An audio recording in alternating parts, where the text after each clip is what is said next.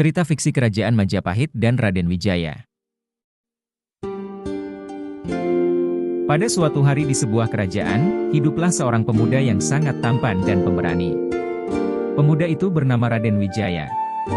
Raden Wijaya adalah anak dari seorang raja yang bernama Raja Dyah Lembutal. Kerajaan ini bernama Kerajaan Tumapel yang letaknya ada di Kecamatan Singasari, Kabupaten Malang, Provinsi Jawa Timur. Raden Wijaya dikenal selalu membantu para penduduk desa dan selalu melindungi desa dari serangan bajak laut dan kerajaan lain yang sering datang untuk mengacaukan dan menguasai Kerajaan Tumapel. Berkat keberanian dan kebaikan dari Raden Wijaya, keadaan di sekitar pedesaan menjadi sangat nyaman dan hidup sejahtera. Karena sifatnya itu, penduduk desa mempercayakan Raden Wijaya untuk bisa menggantikan posisi ayahnya kelak. Suatu hari, Raja Dyah jatuh sakit dan semakin hari keadaan Raja semakin mengkhawatirkan.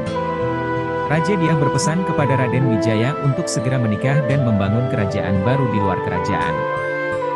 Seketika itu juga pergilah Raden Wijaya untuk mencari seorang putri untuk dinikahinya. Dalam perjalanannya Raden Wijaya menemukan sebuah kerajaan. Dan diketahui di kerajaan tersebut ada seorang putri cantik. Nama dari putri itu adalah Dyah Gayatri. Putri Dyah Gayatri adalah seorang putri dari Kerajaan Singasari. Ayahnya adalah Raja Kertanegara. Raden Wijaya meminta restu kepada Raja Kertanegara untuk menikahi putrinya. Melihat ketulusan dan kebaikan yang sering dilakukan oleh Raden Wijaya, Raja Kertanegara pun menyetujui pinangan dari Raden Wijaya untuk menikahi putrinya. Tak lama setelah Raden Wijaya menikah dengan Putri Gayatri, Raja Dyah Lembutal wafat dan keadaan kerajaan semakin memburuk dikarenakan banyaknya serangan dari kerajaan lain. Akhirnya Raden Wijaya pergi mencari tempat lain untuk membuat sebuah kerajaan baru. Raden Wijaya dibantu dengan para prajuritnya akhirnya menemukan sebuah wilayah yang sangat luas.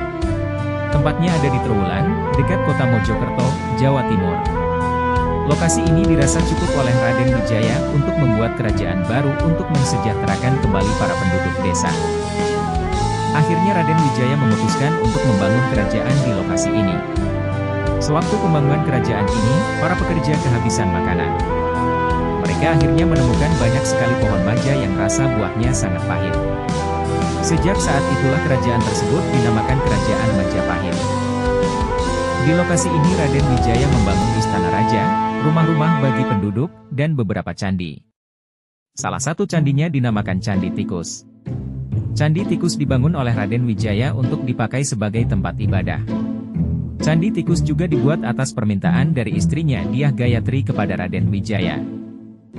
Setelah Kerajaan Majapahit terbentuk sekitar tahun 1293, Raden Wijaya pun membawa seluruh penduduknya untuk pindah ke wilayahnya dan memulai pemerintahannya sebagai raja pertama di Kerajaan Majapahit.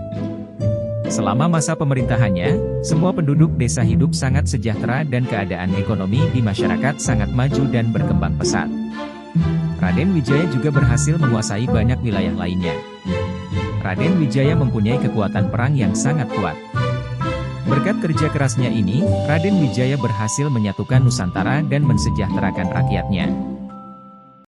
Pesan moral yang bisa kita ambil dari cerita ini adalah kita harus bisa bertindak bijaksana dan tulus dalam hidup cinta kepada tanah air. Kita harus berani dan setia untuk membela tanah air kita. Kita harus mempunyai sikap yang adil dan beradab kepada sesama.